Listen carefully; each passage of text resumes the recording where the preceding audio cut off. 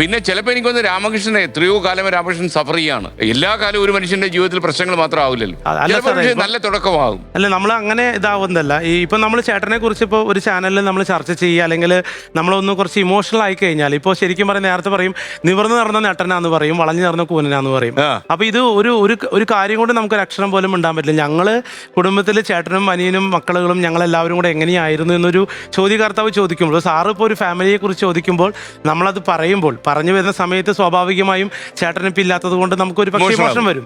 അപ്പൊ ഇത് പറഞ്ഞു കഴിഞ്ഞാൽ പിന്നെ ഇന്നത്തെ നവമാധ്യമങ്ങൾ അത് വേറെ രീതിയിലാണ് കലാഭവൻ മണി വിറ്റ് കാശാക്കുന്നു. അതെ അതെ അതെ അതെ. അപ്പൊ സ്വന്തം സഹോദരനാണ് ഈ പറയുന്ന സെന്റി അടിക്കുന്നു അങ്ങനെയൊക്കെ പറഞ്ഞുകൊണ്ടാണ് കുറെ ആൾക്കാർ പറയുന്നത്. വല്ലാത്തൊരു ലോകം അത്. അതെനിക്ക് തോന്നുന്നു ആരെയും മനസ്സിലാക്കാൻ കഴിയാത്ത ഒരു വലിയൊരു സംഘം നമുക്ക് ചുറ്റും വളരുന്നു. അതെ അതെ അതെ. ബയോഡേറ്റ അറിയത്തില്ല എതിരെ നിൽക്കുന്ന ആളിന്റെ. അതെ, അവരോട് പറഞ്ഞു മനസ്സിലാക്കാൻ വലിയ പാടാണ് അത്.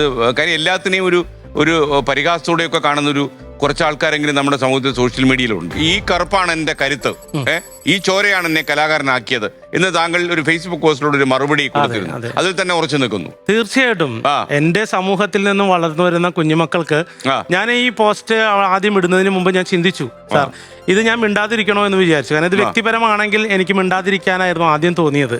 പക്ഷേ നമ്മളെപ്പോലുള്ള ഇവരെ പോലുള്ള കൊച്ചുമക്കളുകൾ, അല്ലെങ്കിൽ ഒരു നൃത്തവിദ്യാലയത്തിലേക്ക് വന്ന കറുത്ത നിറമുള്ള മക്കളുകൾ, അവർക്ക് ഇനി നാളെ ഇതുപോലെയുള്ള ഈ സ്റ്റേറ്റ്മെൻറ്റ് പറയുന്ന നാളെ വേറൊരു സത്യഭാമമാരും ഒരിക്കലും ഉണ്ടാവാൻ പാടില്ല.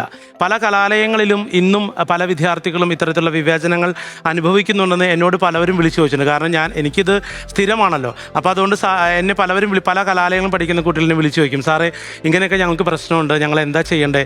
ഈ വിഷയം ഉണ്ടായപ്പോൾ പല നർത്തകിമാരും പറയുന്നുണ്ട്, ഞങ്ങൾക്ക് ഇൻസ്പിരേഷൻ ഡോക്ടർ RLV രാമകൃഷ്ണനാണ്. അപ്പോൾ അതുകൊണ്ട് തന്നെ സാറിനെ പോലെ അല്ലെങ്കിൽ RLV എന്ന് പേര് ചേർക്കാനും കലാമണ്ഡലം എന്ന് പേര് ചേർക്കാനും ആഗ്രഹിക്കുന്നവരാണ് ഞങ്ങൾ. അപ്പോൾ അതുകൊണ്ട് ആ വിദ്യാർത്ഥികൾക്കൊക്കെ ഞാനിവിടെ മിണ്ടാതിരുന്നാൽ ഇങ്ങനെയൊരു പ്രശ്നം ഇവിടെ നടക്കുന്നുണ്ടെന്ന് നമുക്ക് എല്ലാവർക്കും അറിയാമെങ്കിലും ഒരു പൊതു ചർച്ചയ്ക്ക് വിധേയമാക്കാനായിട്ട് ഇതിന് കഴിഞ്ഞു. ഭാവിയിൽ നൃത്തലോകം സ്വപ്നം കണ്ടുവരുന്ന കറുത്ത മക്കള്, അവർക്ക് വേണ്ടിയാണ് ഞാൻ ഈ ശബ്ദം. ഈ രാമകൃഷ്ണൻ വ്യക്തിപരമായി രാമകൃഷ്ണൻ ഇത് വല്ലാത്ത ചില നിമിഷങ്ങളും ദുഃഖങ്ങളും ഒക്കെ സമ്മാനിച്ചിട്ടുണ്ടെങ്കിലും ഈ ചർച്ച ഉരുത്തിരിയാൻ കാരണം ഇവിടെ പ്രസ്താവനയാണത്. ഒരു സമൂഹം തന്നെ, ഒരു പൊതുസമൂഹം ഇത് ഏറ്റെടുക്കുകയും ചെയ്ത് ആ രീതിയിൽ നല്ലതാണ്. കാര്യം രാമകൃഷ്ണൻ പറഞ്ഞ വരാനിരിക്കുന്ന കുട്ടികൾക്ക് ഇത് അനുഗ്രഹമായെന്ന് വരും. ഇതിനു മുമ്പ് ഞാൻ നേരിട്ടിട്ടുണ്ട്, സാറിന് അറിയാലോ, ഒരു എന്താ പറയാ ആത്മഹത്യയുടെ ശ്രമം വരെ നടത്തിയിരുന്നു. പക്ഷെ അതൊക്കെ നമ്മളവിടെ വിജയിച്ചു വന്നു. കേരള സംഗീത അക്കാദമി അവാർഡ് നമുക്ക് നേടുന്ന ആദ്യത്തെ ഒരു പുരുഷ നർത്തകൻ കേരളത്തിൽ ഉണ്ടായി.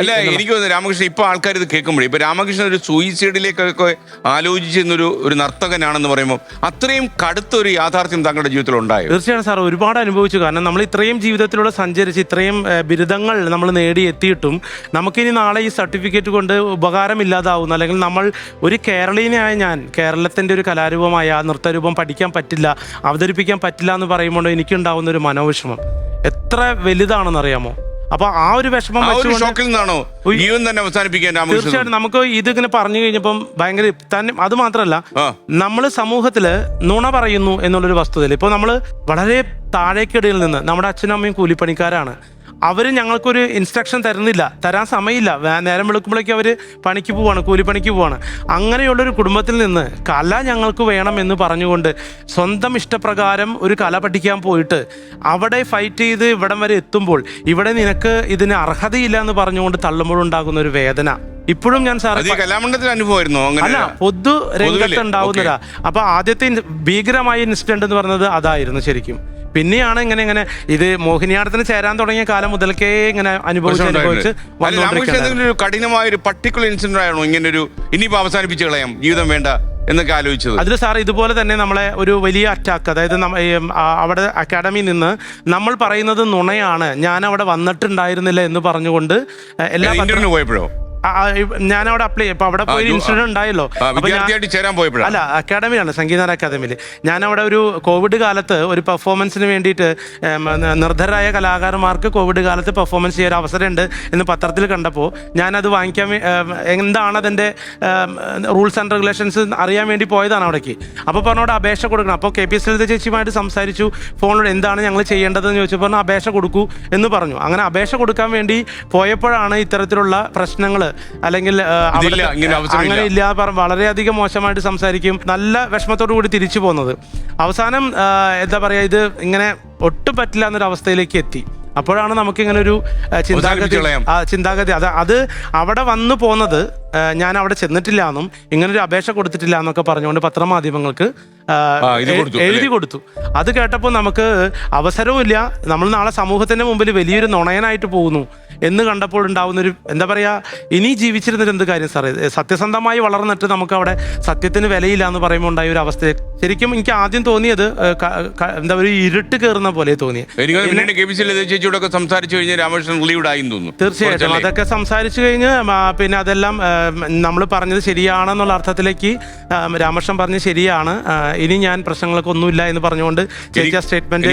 ഇപ്പൊ കലാഭവൻ മണിക്കും അതുപോലെ രാമകൃഷ്ണൻ തന്നെ വ്യക്തിപരമായിട്ട് കുട്ടിക്കാലത്തെ തന്നെ ഇങ്ങനെയുള്ള അവഗണനകൾ ഉണ്ടായിട്ടുണ്ട്. ഞാൻ കേട്ടിട്ടുണ്ട് രാമകൃഷ്ണൻ ഈ വളരെ കുട്ടിയായിരിക്കുന്ന സമയത്ത് ഏതോ ഒരു തറവാട്ടിലൂടെ ഡാൻസ് കാണാൻ പോയി, അവിടുന്ന് ഒരിറക്കി വിട്ട് അതിനുശേഷമൊക്കെ മണിയുടെ മനസ്സിലൊക്കെ ഇതിന്റെ വേദനകൾ ഇങ്ങനെ നിൽക്കുകയും ഒരു കാലത്ത് സഹോദരന് ഒരു ഡാൻസ് ലോകം തുറന്നു കൊടുക്കാൻ ശ്രമിക്കുക അല്ലേ, അങ്ങനെയൊക്കെ സംഭവങ്ങളില്ലേ. എനിക്ക് തോന്നുന്നു ഇപ്പൊ കലാഭവൻ മണിക്കും അതുപോലെ രാമകൃഷ്ണൻ തന്നെ വ്യക്തിപരമായിട്ട് കുട്ടിക്കാലത്തെ തന്നെ ഇങ്ങനെയുള്ള അവഗണനകൾ ഉണ്ടായിട്ടുണ്ട്. ഞാൻ കേട്ടിട്ടുണ്ട് രാമകൃഷ്ണൻ ഈ വളരെ കുട്ടിയായിരിക്കുന്ന സമയത്ത് ഏതോ ഒരു തറവാട്ടിലൂടെ ഡാൻസ് കാണാൻ പോയി, അവിടുന്ന് ഒരിറക്കി വിട്ട് അതിനുശേഷമൊക്കെ മണിയുടെ മനസ്സിലൊക്കെ ഇതിന്റെ വേദനകൾ ഇങ്ങനെ നിൽക്കുകയും ഒരു കാലത്ത് സഹോദരന് ഒരു ഡാൻസ് ലോകം തുറന്നു കൊടുക്കാൻ ശ്രമിക്കുക അല്ലേ, അങ്ങനെയൊക്കെ സംഭവങ്ങളില്ലേ. തീർച്ചയായിട്ടും ചേട്ടൻ ആദ്യം ഞാൻ പറഞ്ഞല്ലോ ഒരു നൃത്തം പഠിക്കാൻ പോകുന്നത് എൻ്റെ കൂട്ടുകാരൻ ഡാൻസ് പഠിക്കാൻ വേണ്ടി പോയപ്പോഴാണ്. അപ്പൊ അവന്റെ കൂടെ ഞാൻ പോയി. അപ്പൊ അവിടുത്തെ ആ വീട്ടിലെ പണിക്കാരായിരുന്നു എൻ്റെ അച്ഛനമ്മയൊക്കെ, അവർ പുറംപണിയൊക്കെ എടുക്കുന്നത്. അപ്പൊ ഞങ്ങൾക്ക് അങ്ങോട്ട് അകത്ത് കയറാനായിട്ടുള്ള ഈ കാലഘട്ടത്തിൽ ഇത് പറയുമ്പോൾ പലരും വിമർശിച്ചേക്കാം, പക്ഷെ അന്നുണ്ടായ അനുഭവം പറയാണ്.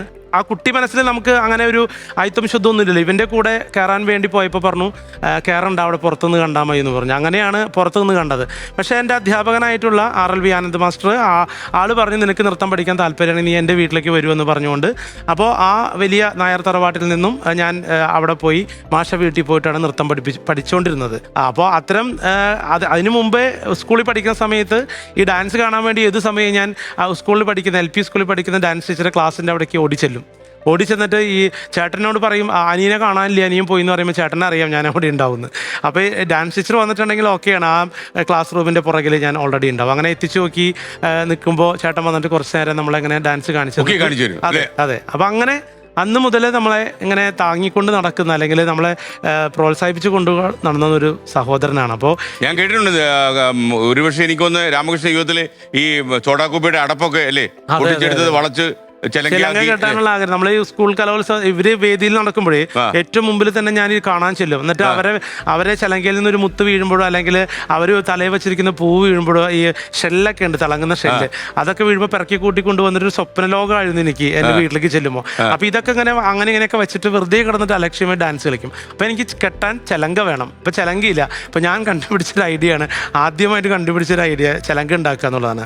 അപ്പൊ ഞങ്ങളുടെ അടുത്തൊരു കുഞ്ഞിറതേട്ടൻ്റെ വടക്കൻ്റെ കട എന്ന് പറയും. ആ കടയിൽ പണ്ടത്തെ സോഡ ഉണ്ടല്ലോ, ആ സോഡ ഒക്കെ പൊട്ടിച്ചിട്ട് ഇങ്ങനെ സോഡ കുപ്പികൾ അതിൻ്റെ ആ കാർക്ക് ഉണ്ടാവും. അപ്പോൾ ആ കോർക്ക് കൊണ്ടുവന്നിട്ട് വീട്ടിൽ വന്ന് അടിച്ചിട്ട് നമ്മൾ ചാക്കുവളിയിലൊക്കെ കോർത്ത് കെട്ടിയിട്ട് ഈ സാധനം കെട്ടിയിട്ട് ഭയങ്കര ചാട്ടാ. കുറേ കഴിയുമ്പോൾ ഈ കോർക്കിൻ്റെ സൈഡിൽ നിന്ന് ഇങ്ങനെ മാന്തി ചോര വരണുണ്ടാവും. അപ്പോൾ ഈ ചോരയൊന്നും എനിക്ക് വിഷയമല്ല, ഇതിൽ നിന്ന് കിട്ടുന്ന ഒരു നാദാണ്. അതെ. അപ്പോൾ ഈ ചിലങ്കയുടെ ശബ്ദം ആദ്യമായിട്ട് ചിലങ്ക എന്ന് പറഞ്ഞ് കെട്ടിയത് ആദ്യം ഈ സോഡ കോർക്ക് കൊണ്ട് ഉണ്ടാക്കിയ ചിലങ്കയാണ്. അപ്പോൾ എനിക്കൊന്ന് ഗിന്നസ് വേൾഡ് റെക്കോർഡ്സിൽ അല്ലേ.